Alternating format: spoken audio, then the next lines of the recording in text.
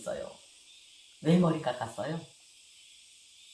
그 직업, 좋은 직업 놔두고 교사 생활 하다가 왜 머리 깎았어요? 해서 궁금해하는 사람들이 있어요. 근데 잠시 저는 그 이야기를 했거든요. 했는데 가장 중요한 게 하나 있어요. 체험을 여러 가지 했지만은 한 가지, 정말 이것 때문에 했다는 확신이 드는 게 있어요. 지금 와서 생각하니까 제가 40대 초반에 정말 편안한 거예요.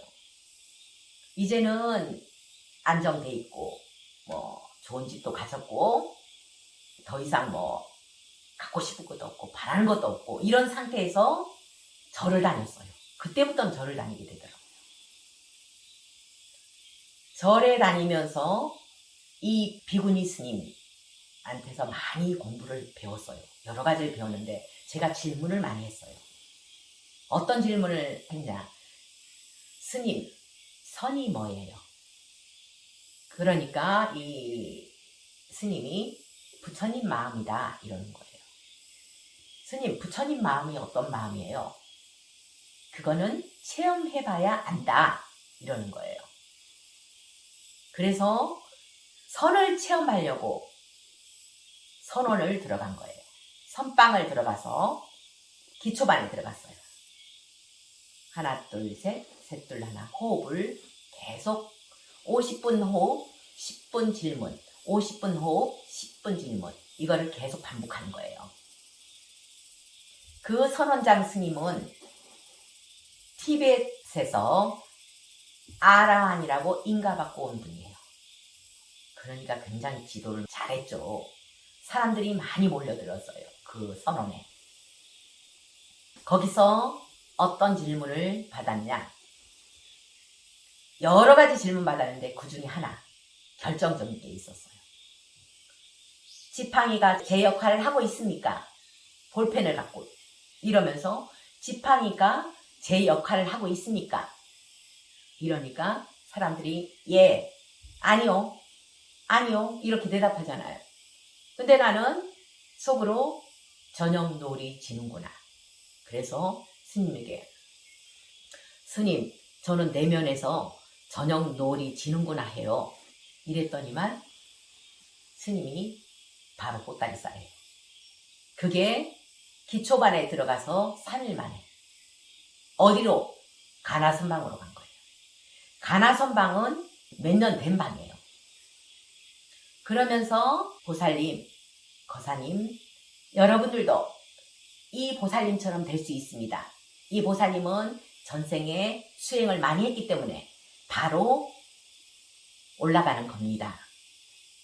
그래 얘기를 하더라고요. 스님 저는 여기가 좋은데요? 이랬어요. 기초반이 좋은데요? 그랬더니만 이 스님이 보살님은 앉아 있어봐야 ABCD, ABCD 반복하는 거나 똑같아요. 그래서 바로 보따리 싸고 가래요. 그래서 가나스망으로 간 적이 있어요. 선이 뭔지 알기 위해서.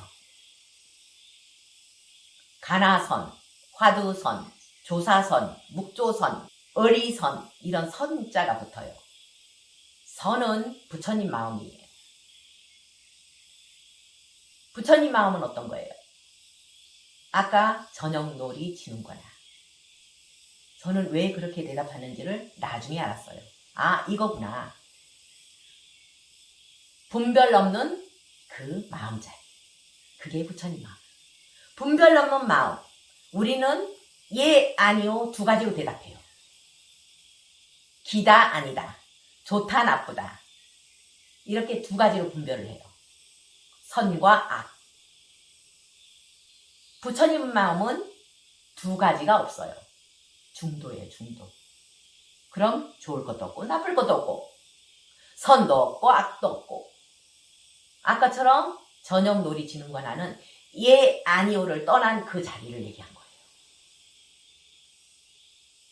불교가 어렵다고 생각하는 사람들 한번 자세히 들으세요. 뿌리 없는 나무 가능해요? 근데 부처님 마음은 바로 그거예요. 분별이 없어요. 뿌리가 있다 없다를 떠난 자리. 빛과 어둠이 없는 땅. 빛과 어둠이 없는 땅 가능해요? 근데 부처님 마음 자리에서는 그게 가능하다는 거예요. 두 가지를 떠난 거. 중도. 그러니까 빛과 어둠이 없는 땅도 가능하다는 거예요. 뿔 달린 토끼. 우리는 토끼가 뿔 안 달리죠. 근데 부처님 마음에서는 그게 가능해요. 어떻게 토끼가 뿔이 달려요? 이거는 부처님 마음이 아니에요. 우리 중생의 분별하는 마음이에요. 있다 없다. 그래서 그 마음, 부처님 마음을 체험해야만이 우리가 실천을 할 수 있다는 거, 부처행을 할 수 있다고 생각해요. 근데 이 머릿속으로 이해해도 실천할 수 있어요. 체험 안 해도. 아, 분별 없는 마음. 그게 바로 부처님 마음이라는 거. 사람들이 와서 저한테 한 10명 이상이 스님 저는 어떤 체험을 했어요. 무아를 체험했어요. 공을 체험했어요. 저는 어떤 경지를 체험했어요. 체험했으면 증거를 대세요. 나 그러거든요. 어떤 행을 하고 있습니까? 생활 속에서 어떻게 행동하고 있습니까? 파리고기 죽여요? 아니면은 고기 먹어요? 부처님 마음을 체험하게 되면은요, 고기 못 먹어요. 공을 체험하게 되면 못 먹어요. 어떻게 평등한 존재인데 어떻게 먹어요? 내가 죽일 자격이 있어요? 없죠. 체험을 했으면 행동이 달라져야 돼요. 달라지지 않은 거는 그거는 누구나 할 수 있는 체험이에요. 누구나. 무아를 제일 많이 체험할 수 있는 게 누군지 아세요? 농부들. 밭에서 일하다 보면 무아를 제일 체험 많이 해요. 일에 열심히 하다 보면 내가 없어지는 경계까지 경험해요. 보살님 열심히 일하다 보면 추운 것도 더운 것도 모르죠. 그게 무아죠. 근데 조금 체험했다고 해가지고 수행자들이 나는 깨달았어. 나는 이 경지를 체험했어. 나는 대단한 존재야. 그러는 순간 무너져요. 제 주위에 그런 사람들 많이 봤어요. 얼마 전에 개인업을 하고 있는데 내가 보살님 전생은 티벳의 수행자예요. 그랬더니만 자기가 달라이 라마하고 같이 있는 꿈을 꾼 적이 있어요. 티베트의 수행자였는데 수행을 하다가 신통력을 얻고 싶은 거예요. 그래서 신통력을 추구하니까 신통력이 왔어요. 귀신의 힘으로. 그러니까 다른 사람 마음이 들여다보이고 천안이 열고 어디에 있는 거 쪽집게처럼 알고 그러니까 이 수행자는 교만해진 거야. 아, 나는 부처와 동급이야.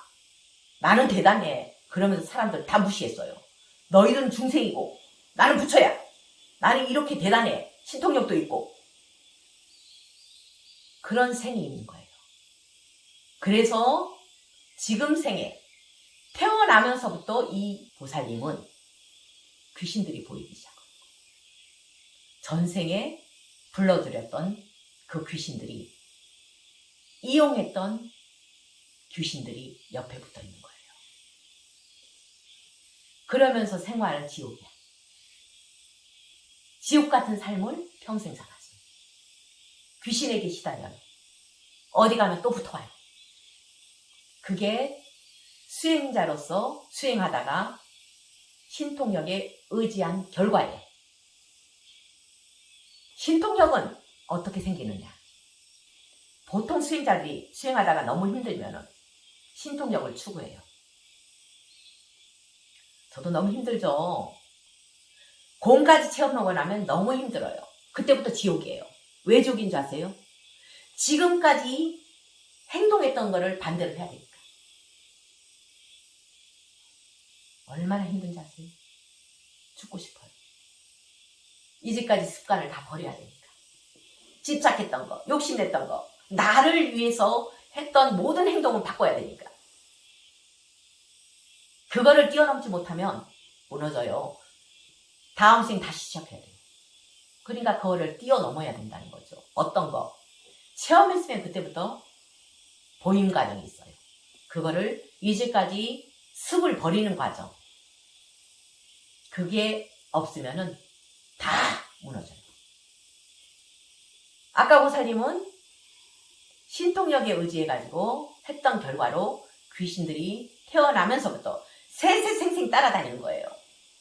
나를 불러들였으니까 책임져. 무당들이 그 케이스죠. 다음 생도 그 귀신에 시달려야 되는 거예요. 해탈시킬 때까지. 도의를 만나서 해탈시킬 때까지. 귀신들이 세세생생 따라다니면서 괴롭히는 거예요. 나를 불러들였으니까 책임져. 그 보살님도 마찬가지고. 그 보살님 뭐라는지 알아요? 이제까지 이걸 찾기 위해서 돌아다녔대요. 내가 왜 이렇게 귀신에 시달려야 되는지 원인도 모르고 분명 나는 수행자였는데 해답을 얻었대요. 눈물을 흘리더라고요. 신통력에 의지하게 되면 이렇게 다 망가집니다. 신통력은 어떻게 생겨야 되냐? 보살행의 결과로 생기는 게 신통력이라고 계속 저는 얘기했어요.